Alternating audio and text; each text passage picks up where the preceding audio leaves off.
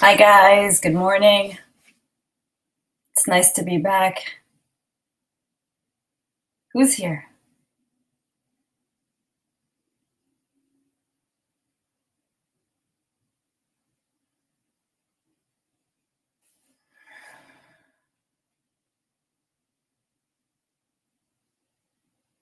Do you want to say hi? I see one person. Hi Betty. Chag Sameach.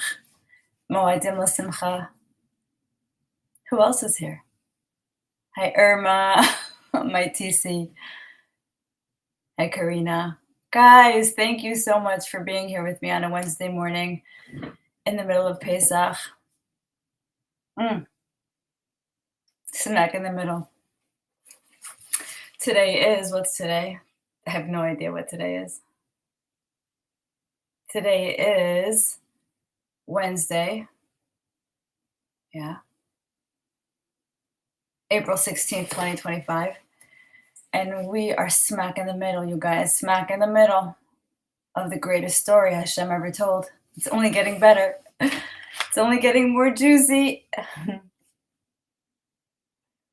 Today I want to go into the crown jewel. We're going to go into the crown jewel. We're going to go into the Atik. The Atik and the crown jewel are synonymous, the highest level. And I'm going to tell you, I was intimidated to teach this, to read this, to go through this. But I find that when I go through it for myself, I really anchor it in. Like when I teach it, you guys do me the biggest favor by allowing me to read it to you, because in reading it to you, I'm teaching it to me.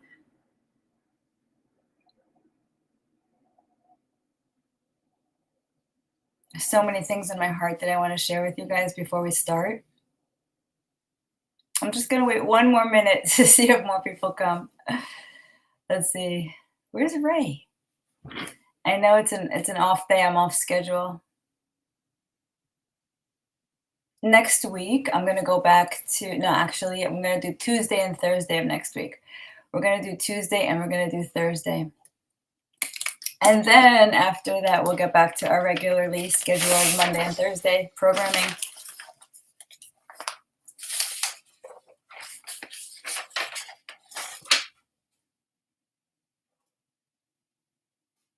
Hey, Eileen, thank you so much. Okay, girls, let's get into it. So I was on the phone with Rabbeinu,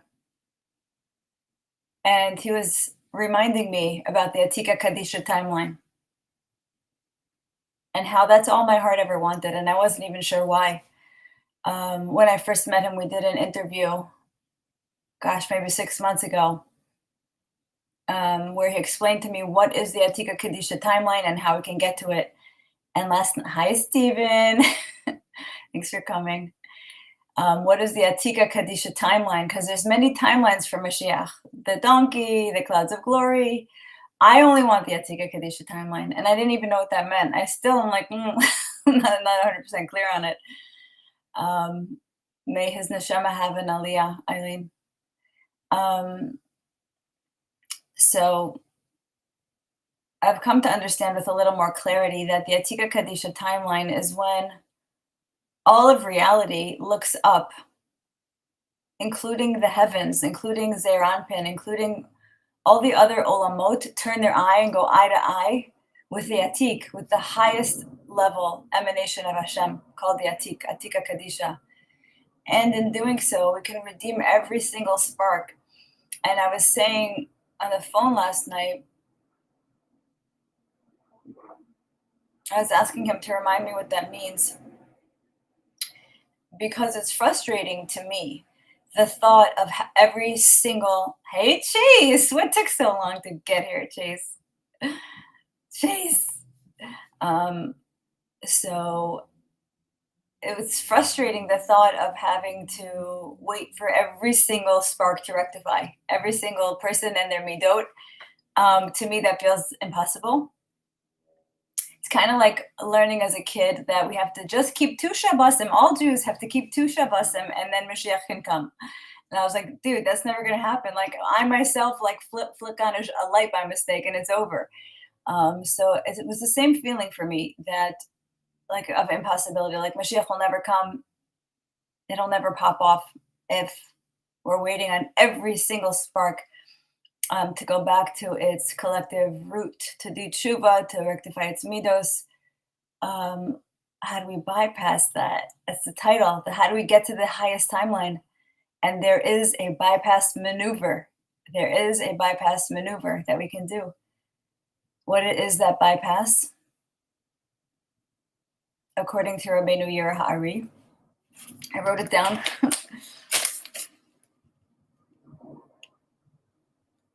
Because we can't get every single spark to rectify through righteousness or through holiness, we have to try something else to uplift the collective consciousness and cause their anpin to see eye to eye with the Atik, to get past the bottleneck of the midot, to clear the space, to open the highway, all the way from where we are in Malchus, all the way up to Keter, to the Atik, where the energy of YIRAH resides. He said the only way to do this is to make the underlying light of the Atik self-evident. The underlying light of the Atik, which is the Torah of Mashiach, which is the Atzmos, which is the Aleph Beis that the Zohar says only Mashiach can come and teach. So by us learning this crown jewel together, we're calling in the Atika Kadisha timeline. We're doing the work of bypassing the need for every single spark to self-rectify, and we're causing a collective turning of the eye of Zer Anpin to go eye to eye with the Atik. In us here in the realm of Malchus, acknowledging it, learning it, spreading it. We hit that crucial mark, that tipping point.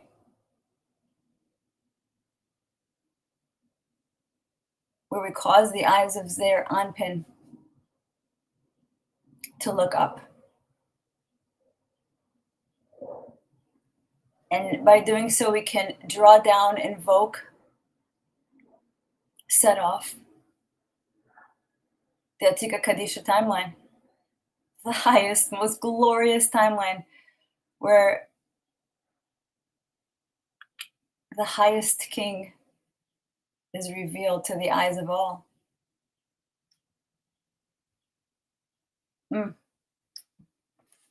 Imagine that. Whew. So we're going for this bypass maneuver. I engage the services of Rev Cook. What do you mean, Chase? I love Rev Cook so much. I can't even explain it. Every time I go to Israel, I stay on Rev Cook Street, Rehov Rev Cook. I love that guy. He loved every Jew. He loved every human being. Okay. What else did I want to tell you guys? Okay. Oh, behind me. Okay, so I want to start off by explaining the concept conceptually before we get into the crown jewel. I think it'll be helpful to understand it conceptually. Let's share something real quick.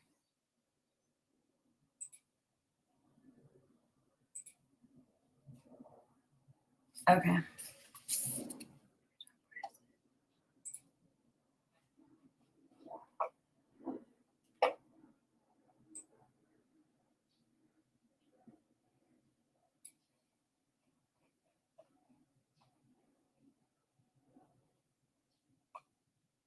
Okay, let me just make sure you guys can see this. Bigger. All right. So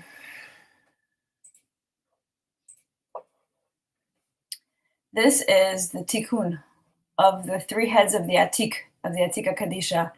Keter, you see this word keter here? What's inside of keter? Is the crown jewel, is what we're learning more about to embark on, okay? Aleph through Taf. In each socket, in their proper socket, and how they interrelate to each other. Aleph, this line goes to Taf, to Beis, you know, they all interrelate to each other.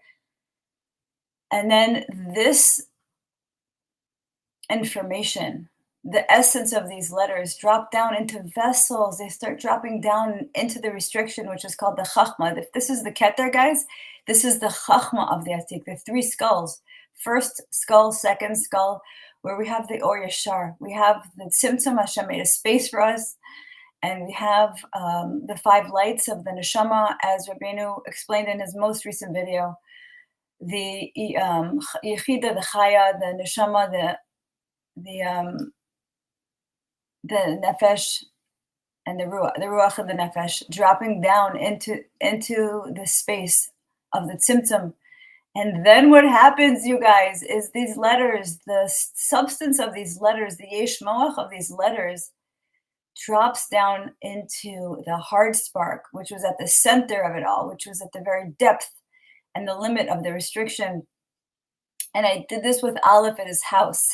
I sat in his hot seat, and he showed me how to make one of these, where you make little dots. You make a dot under the Aleph and a dot under the Beis, and you connect it, boom, boom, with a ruler. Aleph with every letter with Aleph. Beis with every letter with Beis. Aleph to Beis, and you just keep dropping lines from the Aleph all the way to the Tuf, and then you start with the Beis to the Gimel. Drop that line, until you have what looks like this, which is every single potentiality in existence derived from the Aleph Beis. So because every single letter represents a potentiality, matter, interaction, fire, water, air, everything that's the stuff of life is held inside and represented by the Aleph Beis. And when we start combining them, we make every single reality possible, every single potential. It's like programming a computer game through the source code of life, through the Aleph Beis. And it is represented by this hard spark, okay? And this is called Bina, the third skull of the Atik. So when we go and learn these Aleph Beis, you can draw a reference that every single interaction we learn between letters, and every single letter by itself, the principle it stands for, shows up in reality, okay? So here we have, next door to it, we have each letter in its proper socket in the front of the tree, and each letter in its proper socket on the achor, in the back of the tree. And then we have it represented in manifestation. This is emanation and this is manifestation, where every man produces white, every female produces red, in the center column yellow. We have the tree of the face and the keter of the tree of the body. Okay, this is information the angels don't even know. When we teach it to ourselves, the angels are listening because they are curious. They want to know this stuff. It was never taught to them. This is information from the Atik. It's higher from where they reside. It lives in a higher place where even the angels reside. So they are learning this just like we are learning this, which is pretty incredible. All right. Hi, Sydney. Good morning. Sydney is the dark horse of Geula. That girl. Oh, okay. So let's continue.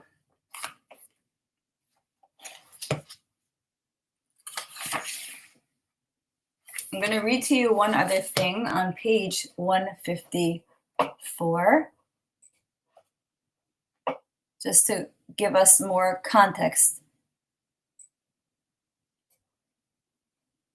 154. Okay. Although the letters themselves are vessels, through their essence, we can learn secrets. This is what Mashiach came to give us, the secrets of the ancient Holy One in this place, the Atika Kadisha, the unknowable one, the breath of the unknowable one. This is what he spoke about in his Midnight Zohar, an Aleph class Rabbeinu taught last night about the breath, how you don't see the breath, but it is the light of the Atik coming down through Chachma, through the Yud, Aleph plus Yud, or plus Yud is Avir. So the light of the Atik comes down in through the breath, through speaking. That's what he taught last night. That's a drop of what he taught last night, and I'm probably not even saying it right. Okay, so the Atika Kadisha is signified by the 22 letters, the crown jewel. Okay, that's all that's up there. They are in the form of a body, Kuf is a skull, Pei is a mouth, etc.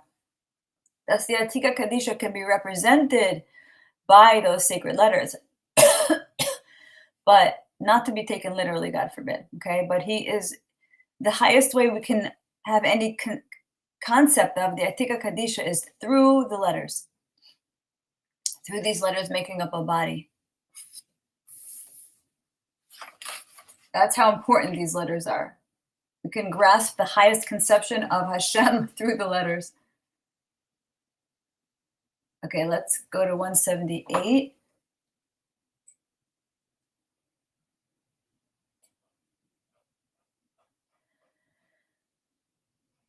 Okay, let's review the hard spark for a second. The restriction of the endless. Okay, Hashem, the Ein Sof, restricted himself and created in the very center of the vacancy a hard spark. This hard spark is the primordial vessel that would bring forth existence, every potentiality, every crisscross of existence. Let us understand the nature of this hard spark and view how we can see this in life. The 231 gates, the circle oscillates back and forth. It's the vibrating field of life, the morphogenic field of life. The Sefer YIRAH says, how did he do this? He permuted them, weighed them, and transformed them. Aleph with all, and all of them with Aleph. Bays with them all, and all of them with bays. These are the flying letters. They're flying all around us, and we don't see them. Only Mashiach can see them and teach them, and only with great toil. What does great toil mean? This is what I've come to understand, that he's got to do it over and over and over and over again. I mean, he has taught this stuff. He's so much higher. He dumbs it down to teach us the basics over and over and over and over and over ad nauseum. And this is the toil, to give it over to us. Because he doesn't need to keep giving it over for himself. No. Sydney said, I can't stop listening to Rabbeinu's teaching. Sydney, dude, girl, you don't miss a class. I don't know how you do it. Around the clock, you don't miss one of Alice's classes. You're incredible. You blow me away, Sydney. You blow me away. Okay, let us see what else. I wanted to talk about one other thing before we get into it.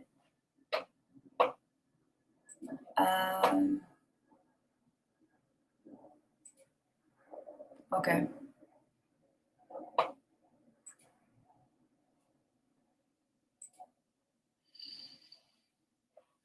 Let's share the next thing.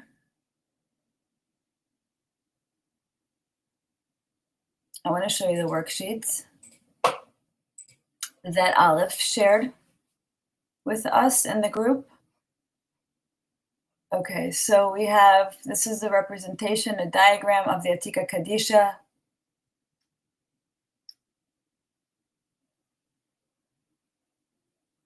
And then we have the crown jewel, and almost every day I try to sit with an empty one of these and fill it in. So I really anchor it in. This is how we bring down the Atika Kadisha timeline, by anchoring the crown jewel of the Atik into our consciousness and sharing it and spreading it. Because YIRAH brought this down all the way from Atzilus, past YIRAH, which is where the Hashem, the Yud Kei Vav Kei Hashem resides on his throne. YIRAH shot past that realm, shot past Beriah, and he goes straight. This is what Moshe Rabbeinu did also. This is Aspakleria Me'ira, through a clear glass pane. He goes up and he brings down this information. What we are beholding, we can't even fathom. It is retrieved for us from the highest place, from the most unknowable head of the Keter. And this is worth sitting and jotting down every day, learning your alphabets and putting them in the right place. And then after that, learning what each one means, what each letter, what the gematria is of it, and then this is the gematria at the side, and then what each meaning is.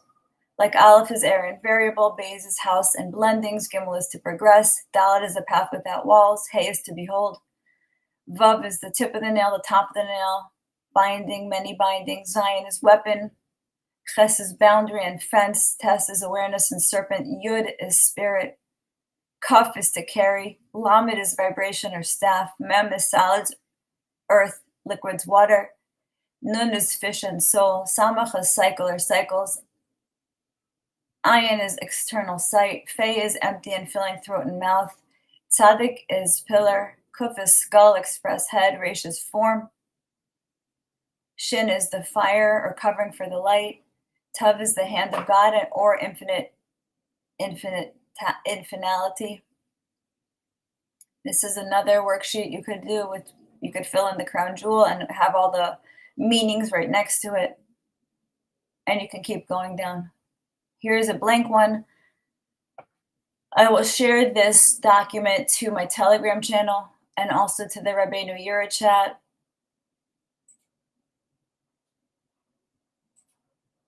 And then one more thing I want to show you from Garment, Rabbeinu Garment. Oh, goodness. Shaul HaMelech. He put out, in his spare time, he put out, while he's translating 1,000 books a day, he put out a crown jewel tikkun notebook where you can actually have it right here. I'll show it to you in a second, and I'll share the link to this Amazon. This is the book right here. He doesn't even put his name on it, really. He's that humble. But it's really just pages and pages of empty crown jewels where you could practice and keep practicing. Because we're going to help other people learn this. We're learning to bestow. We're learning for the sake of bestowal. We're the small group of Rev Kaduri, who's with me now. We are in boot camp here. Yeah.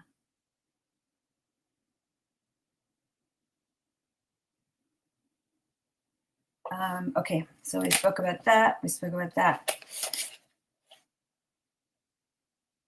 Okay, so back on election night in November, I did a video with Rabbeinu YIRAH.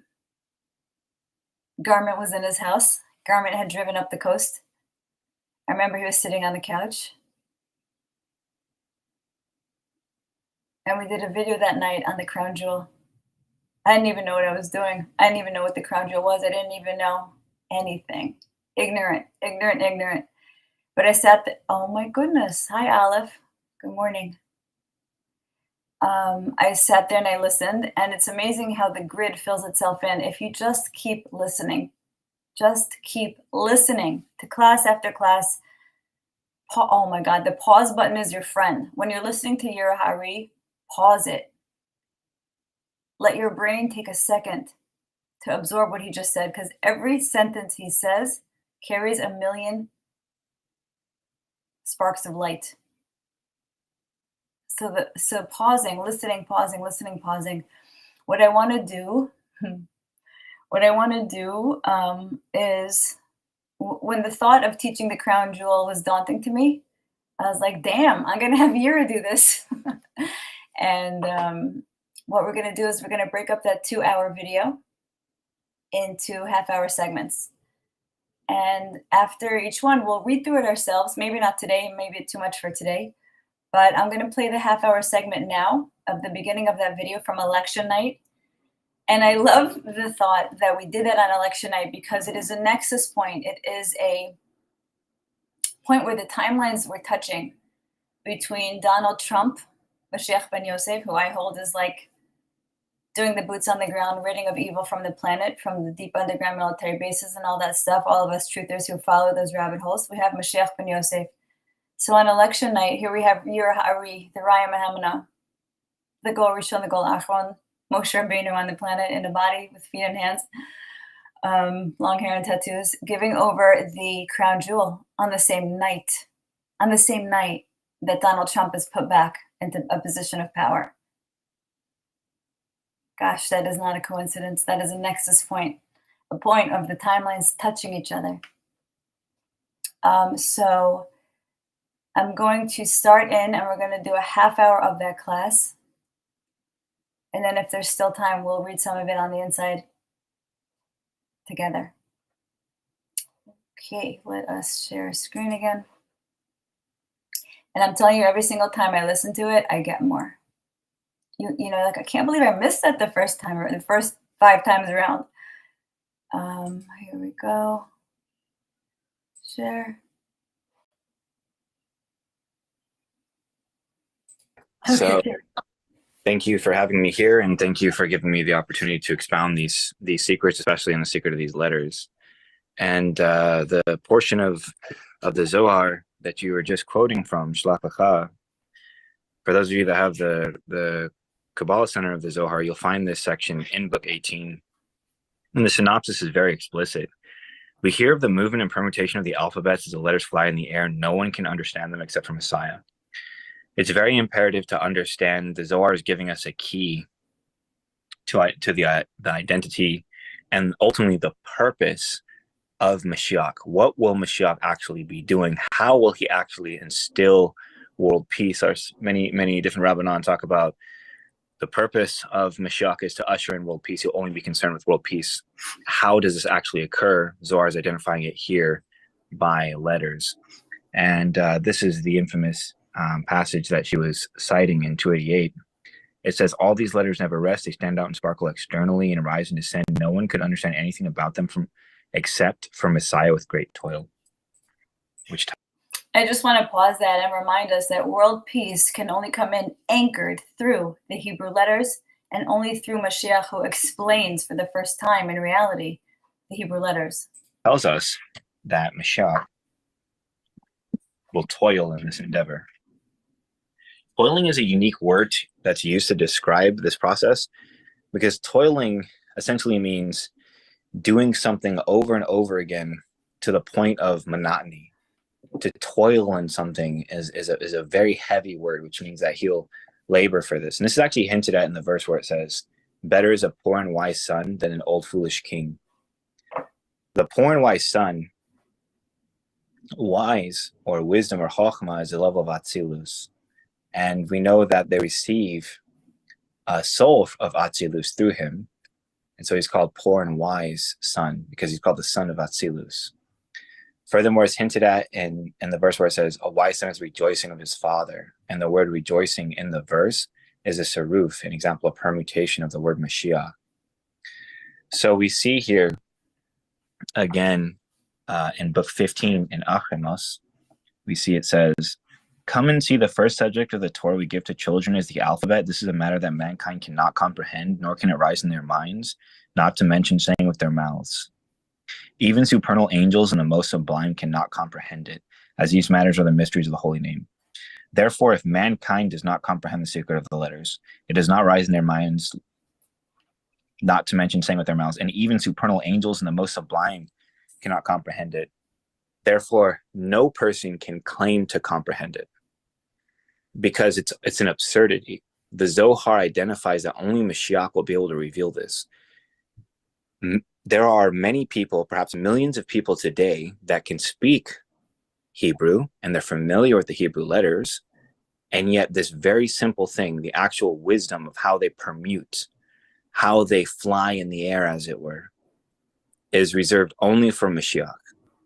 And this revelation is what he instills and gives to Israel, so that Israel goes from being a people to being Yeshar El, meaning straight connected to God. And this is a matter that supernal angels do not understand.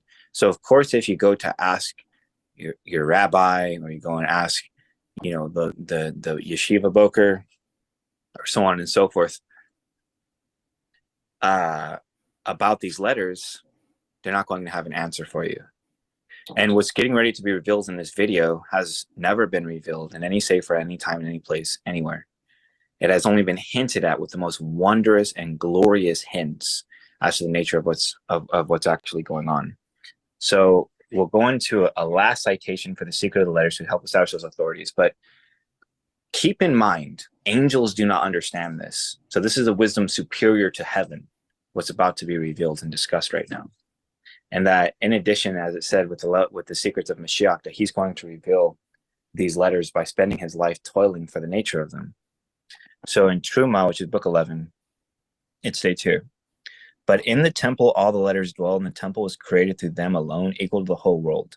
Just as the whole world was created with all the letters, with every letter having a particular place, so was the temple individually created with all the letters by itself. This teaches us that the temple of God, the only thing that's in the temple of Hashem are these letters, and that the letters are the only thing that creates the temple of Hashem, nothing else. It also identifies that the entire existence itself was created through the secret of these letters. And this same thing is reiterated in the teachings of the Tanya. So we'll be going and discussing today in the arrangement and the pattern and the secret of the crown jewel. Now, this secret of the crown jewel has been revealed absolutely nowhere. The highest apex, for example, of Kabbalah will be found mainly in the central corpus of the very advanced Kabbalah, which would be Eitz Chaim. And this is centerfold around Lurianic Kabbalah.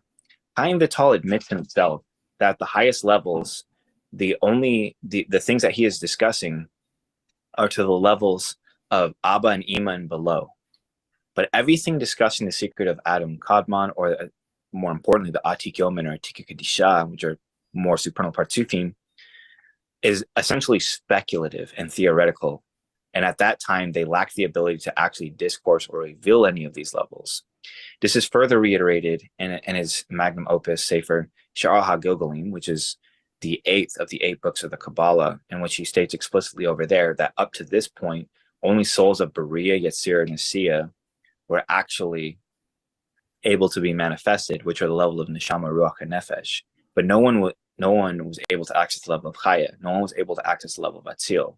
And that in the future, souls from Atzilus would begin to descend, and they would begin to obtain the quality of Chaya. This is a very, very momentous teaching of Chaim Vital and Sha'ar HaGilgalim. So we'll begin by not addressing the secret of Abba and Ima, which is what Eitz Chaim mainly deals with. Arikain Pen Abba Imas. We're going to go to the Atika Kadisha.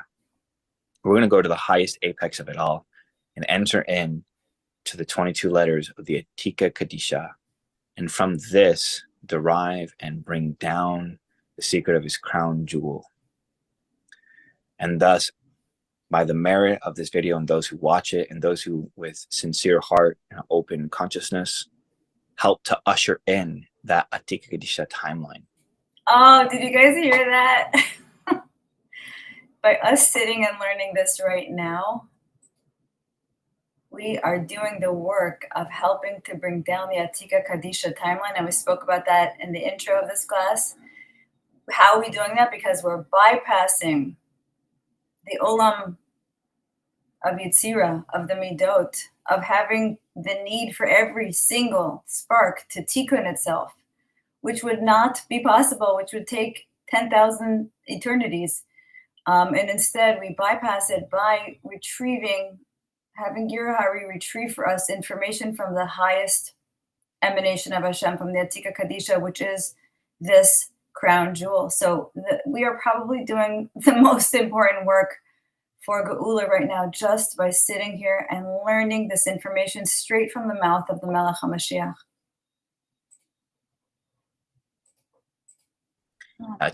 Ending. So we'll first address the crown jewel. So this is the crown jewel, as we can see here over here on the left. And we can see the arrangement of the letters in a very particular fashion. Many people mistakenly perceive this to be a cross, but it's not actually a cross. It's the crown jewel. And its arrangement is as follows. There are 3 mother letters, which are Aleph, Mem, and Shin. Now, Mem has a Sophite form, and so this is included. We have 7 double letters. They are Beit, Gimel, Tav, Fe, Kaf, Resh, and Dalet. And then we have 12 what are called elemental letters. And they are Chet, He, Samek, Lamed, Yud, Ayin, Nun, Vav, Kof, Tes, Sadi, Zain. Collectively, they are the letters of the Lashon HaKodesh. And this is how we derive what is called the crown jewel. The elemental letters is because there are 3 letters essentially to every one of the 4 elements, which are represented by Shin, Aleph, Mem, and Mem. This idea and this concept is hinted at, but not expounded upon, inside of Sefer Yetzirah, which our patriarchs hint to, having been written and compiled by Avraham Avinu. So in chapter 2, verse 1, it says 22 foundation letters. There are 3 mothers. So the 3 mothers are Aleph, Mem, Shin. This is very important. 3 mothers, 7 doubles, and 12 elementals. So we will move through this exact process, 3 mothers, 7 doubles, and 12 elementals, and understand how we derive the crown jewel. Now, as I said, with the 12 elementals, we thus find that Shin, Aleph, Mem, and Mem, which are the mother letters corresponding to essentially fire, air, water, and earth, we see that there are 3 elemental letters attributed to them. Thus, they derive the term elemental letters. An example, there are 3 letters to an element, fire, air, water, and earth. And they happen to take this shape, but should not be confused with a Christian cross or denoting anything to do with Christianity. Now, we'll address a secret of the cross, and we'll go ahead and get directly inside of it. So we'll move slightly up. I'll roll this scroll up to the side here, and we'll go into this massive Sefer. So to give you guys perspective on the size of this Sefer, here's a copy of Sefer Yetzirah to help give perspective of the size of the Sefer. The Sefer itself can not really even be held with one hand. Even with 2 hands, it's about half of the human body. At least certainly the size of the torso, so on and so forth. So we'll get a glimpse on the inside of it. This is all in the secret of YIRAH. For those of you that know, all of my sefers, all of my ilanot, derive themselves with the same image at the very beginning of it. It has incredibly deep meaning. The colors are incredibly profound and have deep meaning as well. It is not by coincidence that this is in the color of red, so on and so forth. And at the bottom right here is written Secret of Precept 1, which is essentially the precept called YIRAH. And he who has YIRAH fulfills all of the precepts, and he who does not have YIRAH fulfills 0 of the precepts. Tikkun HaZohar comes down and brings the secret in the 9th gate of YIRAH. It says that by YIRAH is a numerical value of 613, hinting the 613 precepts, so on and so forth. So it's a very perplexing thing. How can we say that he who has YIRAH fulfills them all, and he who does not fulfills none?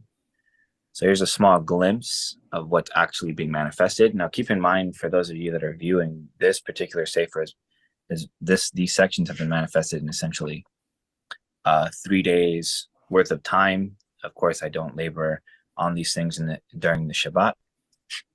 So I'll give you guys a quick glimpse, and then we'll go back into the secret of the crown jewel and hit these letters and reveal what has never been revealed.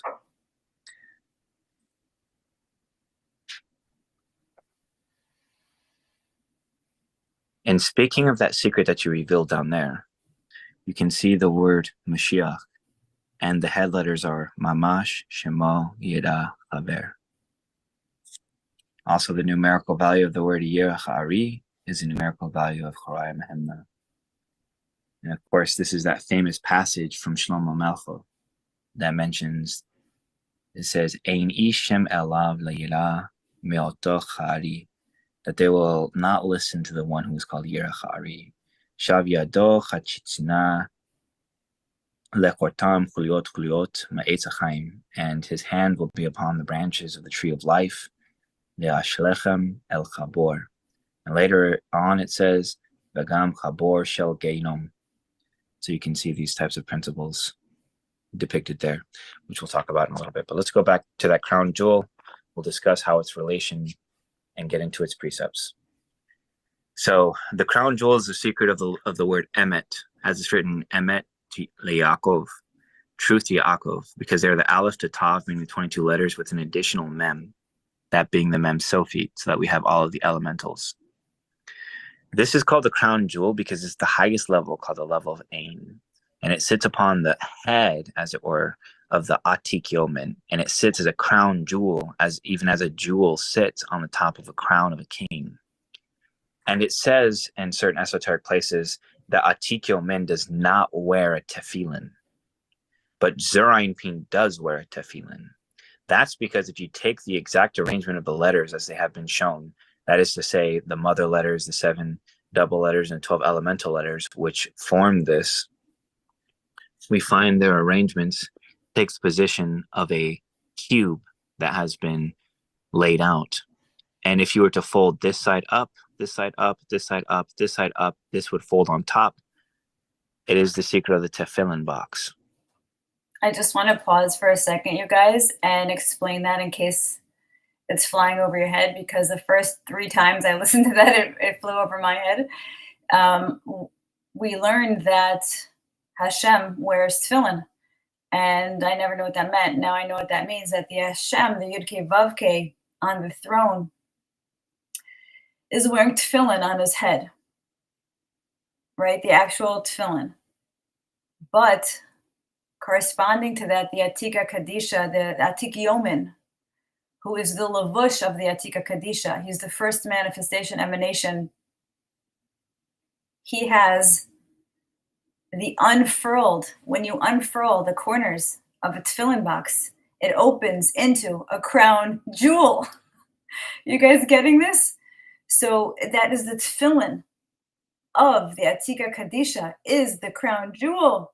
I mean, when I first understood that, I had to retrieve my soul back into my body. I shot out of my body. I mean, that is mind-blowing. Absolutely mind-blowing. And this tefillin box sits on the top of the head of Zerainpin. And so it is said that on the head of Zerainpin there's a tefillin, but on the head of Atik Kadisha there's not a tefillin box. The reason why there is not a tefillin box on the head of the Atik is because it is unfurled in the secret of a crown jewel, even as a jewel sits on the head of a crown of a king. So with this being said, we'll go ahead and enter into this crown jewel, learn its mysteries. So many of you have hopefully had a copy of Likutei. Over to the side and bring this back around for the sake. So many of you hopefully have a copy of Likutei YIRAH. For the viewers that are watching, it's called the Torah of Ascension. All right, Chase, it's time to get out the text. We're going to page 314. I'll leave this QR code up momentarily for those of you. If you happen to scan this QR code, you'll receive a free PDF copy of this entire SEFER. So we'll be going deep into the SEFER, and I'll tell you guys exactly what page you guys can follow along. And for those of you that are watching, we will be on page 318, 319. Keep in mind, the secrets that are about to be revealed are absolutely staggering. And the first videos that I talked with you, and I had the pleasure of being interviewed by you, and the privilege of sharing some of this information with you, I talked about being awoken from my sleep, and I also discussed with you about having a certain dream where I woke up before the cloud of darkness and eyes opened without numbers, and a voice spoke from the midst of the darkness and said, "Listen, child, and see the things I will show you." And I was revealed supernal things about the graves of the Malachim and so on and so forth, including the serufim of these letters, the permutations of these letters. This is what Shlomi and I were discussing in our interview. Hi, Shlomi. That I love the wording that you used. He got a flock of downloads. A flock. I just love that. But this is when it happened to him. This is when he was given all of this information in a massive download that he has been unpacking into books, tikkunim, manuscripts, every which way up and down that he can transmit this information that's inside his soul to humanity. So I give a forewarning. What is about to be revealed is revealed absolutely nowhere. There is no SEFER that talks about these things. There is no Rav that will be able to declare it. There is no Yeshiva Bocher that will be able to expound upon it. And the reason why is twofold. One is because if there was a person in this reality that could, that person's Mashiach, according to the Zohar. That's impossible. And the second level is because the Sod of Hashem is to those who fear him. YIRAH, to YIRAH. So we'll begin. So section 1, Emet.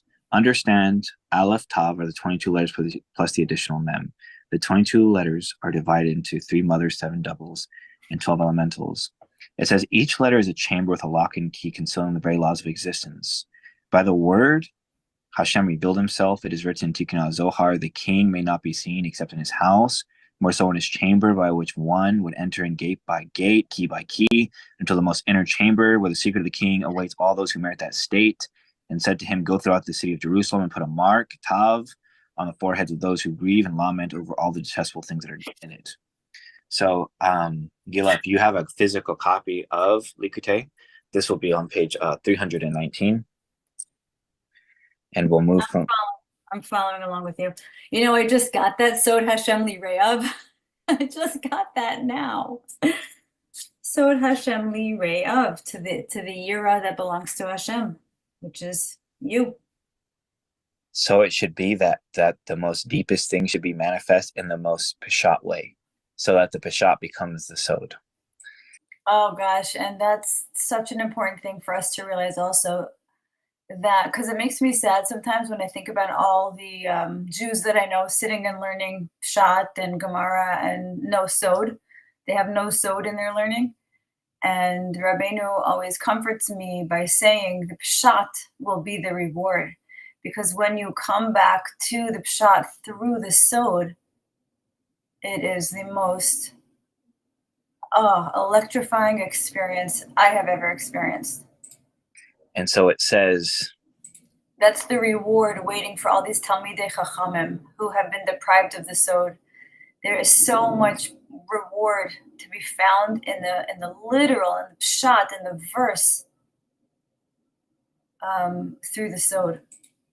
So part 1, 3 mother letters. So the 3 mother letters. So we have Shin, Aleph, and Mem.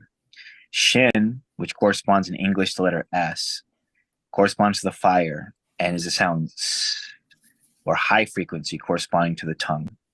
Aleph is the letter A in English, which can be known as an air or variable. It makes a sound letter of ah, and refers to mid frequency, which is the throat, which makes the sound of the letter Aleph or ah. And Mem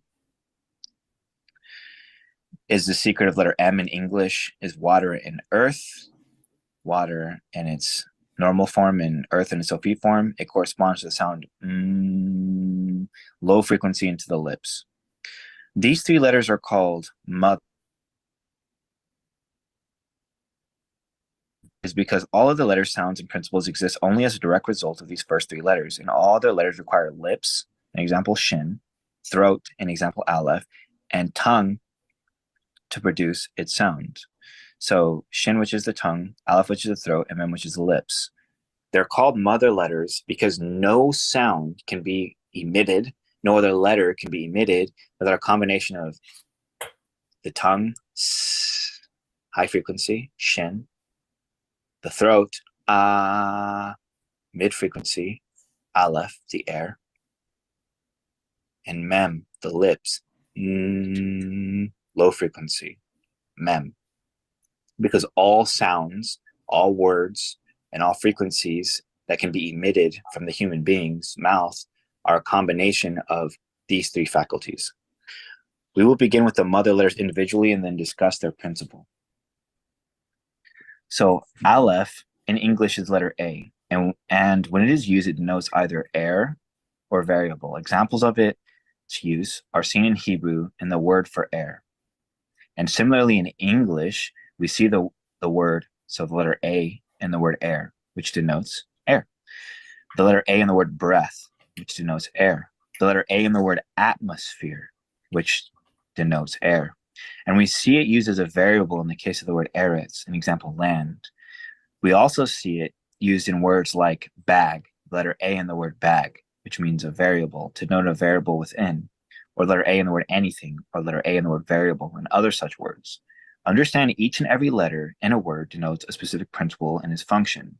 This letter corresponds to the sound ah, and is equated with the throat, which takes an aleph, an example, air or variables, whether breathing air or eating and drinking or speaking variables. So on 321, we find a picture of mem. And we see mem is the secret of waves. The top 2 points are hooked like water, and it comes from the Hebrew word mayim, which means water. The letter mem, or in English, is the letter M, and it is written one of 2 ways, mem and mem sophis. In Hebrew, each noting a separate principle. The first mem will be discussed, and it is the image of water from which we get the word mayim, or water. So we can actually see that it has these waves. It looks like waves crashing. This is the secret of the verse. I named you Moshe, Moses. I found you in the mayim, water. As Moshe, mem shin hey, begins with the letter mem, denoting water. And thus the verse is telling us, I named you Moshe, I found you in the water. The reason why is because Hashem is beginning to reveal the Lashon HaKodesh, which only source of Lashon HaKodesh is the Torah. And he's using certain verses to reveal the secret meaning of these letters. In English, we see the letter M, or mem, used as water as in the words marina, which is a body of water. The letter M in the word milk, which is a liquid. The letter M in the word mouthwash. The letter M in the word mercury. The letter M in the word mercury denotes that mercury is a liquid substance. Now, it's very important for the users to understand that as we're going through this. I've given Hebrew examples, but I'm drawing it back into English. For those of you that have watched my first interactions and the interview that was talking about the vision, and I showed the papyrus. When I showed those papyrus, there were certain things I did not show, but I hinted about the secrets that were revealed. And these are those levels of secrets that were revealed. And what that was, what these revelations are about, are things that were so sublime, so reality shattering. Because think about it, the substance mercury is a liquid substance, but now you're telling me that the sound of the letter M in the word mercury denotes that it's a liquid substance. The letter M in the word marina denotes that it's a liquid substance. I gave an analogy. I said, just because I have a refrigerator doesn't know I know how it operates. Just because we use our brain every single day does not know that we understand how it operates. And so what's happening is that frequency is embedded with information. And how is it that me speaking frequency and you receiving frequency is rendered into conceptualization, which that conceptualization then takes the personification of forms and thus information? The only way this can occur is if frequency itself is embedded with information, which then allows for the processing of that information at a higher level than base consciousness, and which then renders form, et cetera, et cetera, et cetera. And so this is one of the important things when we're talking about. I'll use this example as we go through this.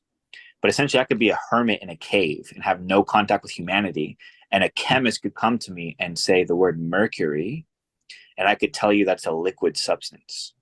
And I'm telling you this only because Lashon HaKodesh, only because the understanding of Hashem, because the light of Hashem. It's very important. So out of his mouth, letter mem, the sound of many waters, because mouth is symbolically, right? We learned that mem is liquids and solids. So what goes in your mouth? Liquids and solids. Similarly, waters of the mind. So we see that the letter M in the word mind hints to waters. And so you might hear a deep thing saying the waters of the mind, but more importantly, it means that the mind, for example, the brain, is actually housed in liquid. It's scientific fact. Waters of emotion. The letter M in the word emotion denotes that emotion itself is like liquid. So we'll go into the mem sophis. So the letter mem or the letter M in earth, we see this in the Hebrew word Adam, and it is known that Adam was made from the dust of the ground, because the mem sophit in the word Adam denotes he's formed from this ground. In English, the letter M, we see this in the word mountain. The letter M in the word mountain denoting earth. Letter M in the word man. Letter M in the word money. Letter M in the word masonry, which denotes building with bricks and solid things. Letter M in the word ma, or letter M in the word army. Letter M in the word army denotes that the army is fighting on land. It's a land fighting force, which indeed it is. Though mem is written in two ways, mem and mem, representing the water and the earth respectively, we will find that they are united in principle, as will be demonstrated. So the principle of mem, understand it was stated that these two are together, an example, mem and mem sophis. Similarly, we see land and sea, mem and mem sophis. The mouth with letter M takes in both liquids and solids. The stomach with the letter M processes liquids and solids. So think about that for a minute. So I live in a cave again. I have no contact with humanity. And somebody says, what does the stomach do? And just the sound, just the fact that the letter M exists in that, I tell you that your stomach takes in liquids and solids. We see this in the word like Marine Corps, as this identifies it deals with both land and sea. And the Marine Corps does in fact deal with land and sea. Its sound is the mouth, which is low frequency. The letter shin, You know what, I'm gonna stop. meaning fire, in English is the letter S. We see. Let's stop at the letter shin. And we'll pick up there on Tuesday after Chag. We'll review, we'll read inside what was taught today by Rabbeinu YIRAH, and then we'll continue and then do another half-hour segment of the Crown Jewel video together, having him teach it to us in bite-sized pieces, more bite-sized pieces, a little bit at a time. And in the merit of this, learning of the Crown Jewel, retrieved from the Atika Kadisha information that bypassed worlds and was carried down, was downloaded into the brain of YIRAH. And he gives it over to us. He toils to give it over to us over and over and over again. And the fact that we're sitting here learning it together, trying our best to acquire this information, to make the acquisition of this knowledge concrete here in Malchus, in Asiya. Speak it with our mouths, make it real, ground it into reality. Doesn't take a lot of people to call in, to demand the Atika Kadisha timeline, where we go straight to the Atik and merge realities and redeem every single spark back to the side of Kedusha.